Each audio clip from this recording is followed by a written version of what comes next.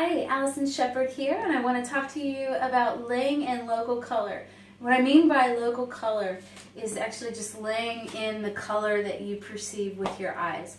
So I've done this value study underneath to give me a sense of structure so that I don't have to think as much about value. I don't have to think quite as much about structure and drawing issues.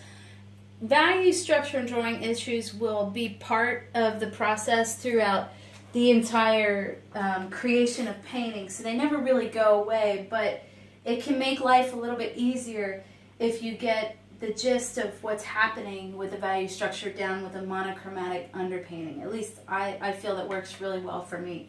So what I've done here is I've started to mix up some colors here for my clouds. Now, down in the bottom, you can see that I've worked in a first layer of color for the rocks on this beach and also for the water and the little pools of water that are kind of flowing through the rocks.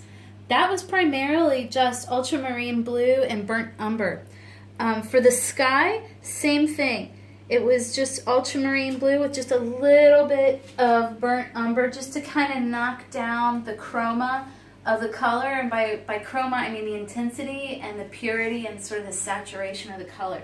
So the sky colors up in here, all these blues that you see were basically the same as what you see down here, but just with less burnt umber. Now what I'm doing is I'm getting ready to work into the sky and all the clouds. So all these areas were billowing really beautiful dramatic clouds. So what I've done here, I'm changing up the temperature just a little bit. I wanted to warm up the clouds so that it feels like the warmth of the sun is glowing through them and affecting them. So I've added just a tiny bit of cadmium yellow and cadmium red deep. But basically, it's very similar to what I've done down here. The bulk of my mixture is actually, again, just ultramarine blue and burnt umber and white.